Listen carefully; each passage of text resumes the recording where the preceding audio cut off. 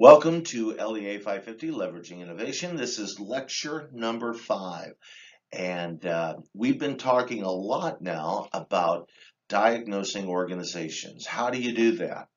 So I thought in this final lesson that I was going to give to you, because you've got a pretty big paper coming up in the 6th week, and I felt like that maybe you needed to focus on that.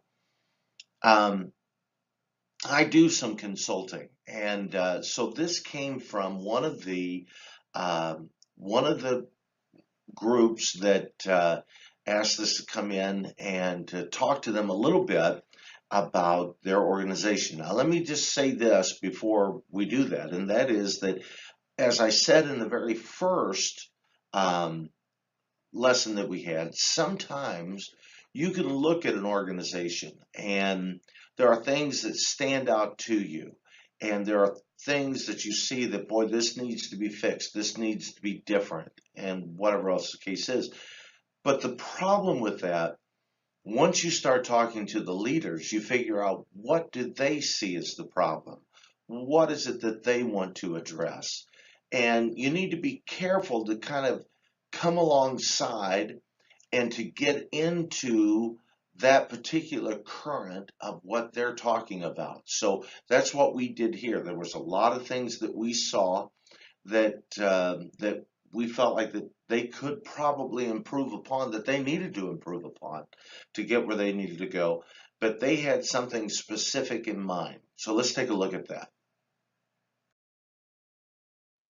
The group that we're talking about, some of you may have heard of this group, Raise Up Global Ministries, and they're through the Christian Reformed Church of America. And when we talked to them, there was, as I said, there was a number of things that we saw that maybe they could improve upon, but the thing that they had in their mind was, how do we increase or improve visibility? And so this was the task that we had, was to come in and to give a presentation about how they could improve their visibility. So the first thing that I did was I wanted to disarm them, because a lot of times when you're going to be talking about something that might be precious to them, you remember that we talked about this earlier about never tell somebody that they have an ugly baby. Well, when you start talking about change and innovation, it immediately connotes the idea that, something may need to change and it might be precious to someone. So I immediately wanted to illustrate this through a number of ways. So one of the things I did was I showed this first cartoon that you see here, and you can see what it says. One says, "I'm bored," and another one says, "He keeps stepping on my sandals," and another one says, "Are we there yet?" And then another one says, "She's looking at me." And Moses turns around and says, "I'll turn this Exodus around if I have to." And they got a little bit of a snicker. It's not like this is a breakdown funny thing. It's something to just kind of disarm them. And I said, one of the things that happens when you begin working on innovations and is that sometimes there is conflict that takes place. And then I had another cartoon, and this one says, "You idiot," he said, "cast the nets." And you can see that person with the castanets. And so sometimes I said, that there are communication breakdowns, and this causes problems as well. And then finally, I showed this one, and I said, and sometimes we have a problem in our marketing, and particularly when we're looking at this, and the marketing is confused as to what you're really trying to sell here. In this instance, are you really trying to sell donuts, or are you really trying to get people to come to church? What is it exactly that you're doing? And so we looked at this, and we wanted to help them to improve their visibility, though. That was the big thing that we had. So the first thing that I did then is I showed this slide, and I showed increasing visibility. How are we going to increase visibility. And I had three approaches, three things that I think that they could do to improve their visibility. The first thing that we talked about was social media. And in social media, one of the things that we talked about was that they could improve uh, their visibility by really using social media in a smart way. Now, there's a few things about social media that I pointed out to them, and I'd done my research. And the one of the things that I pointed out is the fact that, excuse me, social media drives people to the website. That's the first thing to know. Social media drives people to your website. So you need to make sure that when you're doing your social media campaigns, that these are interesting, that they're going to grab people's attention, and somehow they might invite people and be enticing enough to people to want to get them to check out the website and see what's there. There's a number of things that they can do through that. One of the things that I wanted them to think about was to use Instagram and stories on Instagram, stories on Facebook, to get people to come, because that's one of the things that people use today. They don't necessarily scroll through Facebook anymore, but they like to use stories. And so they'll go through a person's story and just watch it go through, and they'll watch that. So to have interesting stories about real things that are taking place, real accomplishments that are going on through that particular ministry, and then inviting people to go and check it out on the website. That's one thing.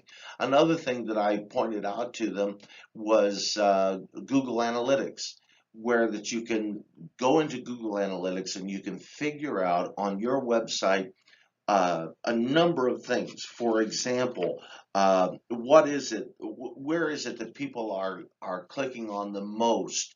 What are the pages that people are clicking on the least? And just a number of things. Where do those people come from? What are some of the other places? Like, for instance, there is your referrers, and referrers are when your website might be on another person's web page and somebody clicks from there, or somebody clicks from their particular Facebook, or from their particular Instagram, or whatever it is. The age of the users, the gender of the users. Um, Another thing is to learn what people are searching for on your particular site. And it just gives you a number of things, all of these metrics that we're talking about. And so we talked about those things, to talk about how these are things that will let you know exactly um, what people are doing on your website. And we also gave them some ideas of some things that they could do to actually drive people to that website. Now, the other name of the game is not only to understand that social media drives people to your website, but the other name of the game is how long can you get them to stay at your website. So this is important. Along with this, you might want to use AdWords on Google, getting staff, as I said, actively engaged on social media on behalf of the ministry, joining conversations that people are having, using hashtags to find out what people are currently doing, and that sort of thing. All of these things is the first pillar of trying to improve your visibility. So this was the first thing. Now, the second thing that we talked about was partnerships. And as I mentioned before, we talked about this idea of, for instance, referrers. If they could partner with other ministries, for instance, they're already partnered with the Christian Reformed Church, but because they are an educational platform and they do certificates and certifications, what if they were to actually partner with universities with their certifications, and to do some things there with them, to that would not only help the university, but then it would also help them. And so we talked about those things. We also talked about some other churches going outside of the Christian Reformed Church to other churches as well that might be interested in missions type operations. And then through all of these, this increases visibility as well. And then another thing that we talked about was advertising. And there's a number of things. For instance, 5Ks are huge. And to have the ministry actually sponsor 5Ks and do the shirts and do the advertising, and then golf tournaments, you see that there. And then not only that, but theater advertisement, where that they actually put their maybe their ad right there on the screen. It's an interesting thing about that because sometimes those rates can be as low as $25 per week per screen, and depending on the theater, this could actually add up to about $1,000 a month. It sounds like a lot, but think about how many people are coming in and they're sitting there and they're watching the screen, waiting for that movie to start, and then all of this is happening and they're seeing this. So this is another way to improve visibility. And what I'm trying to show you is not necessarily to sell you on this as much as to show you this is how you would go about trying to be innovative and figure out this is what they're looking for. Now, how can we answer that need? Tommy Barnett has a wonderful example or wonderful saying. He says, find the need and then fill it. And that's exactly what you do. So to increase visibility, what we were talking about is using social media, using partnerships and networking, and also doing advertising and sponsorship. Now, that being the case, there was one thing though that I went ahead and I needed to talk to them about, and it had to do with their website. And this was a dangerous thing because, again, never tell somebody they have an ugly baby. And somehow I was going to have to tell them that their baby was just not that appealing. One of the things that they had on their website when you go to it is that they were saying that they wanted to reach another demographic besides the demographic that they had. And so because of that, we had to talk to them a little bit about the pictures that they were using, because most of the pictures that were on the website were of the older constituencies, and mostly older women were on that website. The other thing was that the website was hard to get around on. And what was bad about this, and I knew this because I'd done my research, I knew that they had just paid for this website. They had just gone through and had this thing done. And in other words, there were like places where you could click to actually go to other pages and other ministries, but they were hidden. And so I've got here in the corner, I put this up and I said, what are the most important factors in the design of a website? 76% say that the website makes it easy for me to find what I want. It has to be ease. It has to be ease of use. It has to be user friendly. That's one of the main factors in website design. 10% the website has to be beautiful in appearance. But you'll notice the discrepancy there. 9% the website offers interactive experiences, and then 5% maybe there's some other things that are there. But the major thing is that it has to be easy to use. And so I talked to them about that and I explained that to them. And it got some looks. I did get some looks because they weren't really, they just spent this money and they just had it and it was so hard. And one of the things that I told them was, I said, the problem is that millennials are so tech savvy. In fact, people are getting so tech savvy, Gen Z, so tech savvy at this time. They're not going to mess around. They're not going to just spend time and time and time on a website that they don't even know what's there. I said, something else that we need to do. What exactly do you want your website to do? What do you want them to do when they get to your website? Do you want them to sign up for something? Do you want them to buy something? Do you want them to donate? What is it that you want them to do?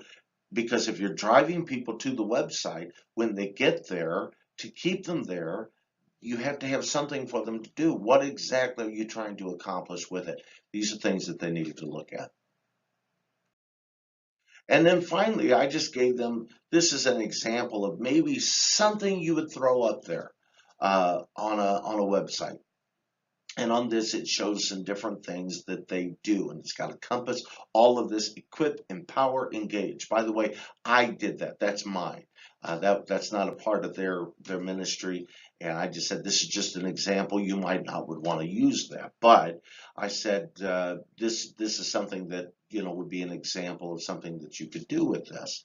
And just for something that's intriguing enough, you might wonder, well, what is this? And maybe I would be willing to click on that link, and it would take me to the website where that maybe I need them to sign up. Maybe I want them to purchase. Maybe I want them to donate. Whatever the case is that you're wanting them to do, that's why you increase visibility. That's what you're looking for. That's what innovation is supposed to do. One of the other things too that I did just at the end is I also, just on the campaign of increasing visibility, is I had about 4 or 5 shirts made, and which they were shocked at. And when I had those shirts made, I handed out those shirts as well, because sometimes people can't see it with their mind's eye, and sometimes you have to be visual enough for them as well and show them exactly what you're talking about. So we did that. Now, I want to say one last thing, and then I'm going to be done. So let's go to the next slide, and then I'm going to say one more thing. And that is, what I want you to remember is, once you have diagnosed the organization and you've done your research and you have come up with an innovation that you think is good, and you have researched to make sure that it's there, you're not reinventing the wheel, maybe you're improving the wheel, maybe you're doing the wheel in a whole different way, but now you have your innovation. Do not skip the importance of presentation, because many of you, if you have this innovation, you're going to want to take this to the decision makers. And when you present this, it needs to be slick. It needs to be visually attractive, and it needs to absolutely scream success. You need to absolutely speak in terms, this will work, and this is your answer. Now, that doesn't mean you don't listen, doesn't mean that you're not willing to adjust, but again, when you're dealing with change, you're already overcoming resistance to change, and so you need to make sure you have a door that is open and inviting enough that people want to come through. Well, that's our lessons for this particular class on leveraging innovation. Hopefully, it's been a blessing to you. And until next time, God bless you, is my prayer.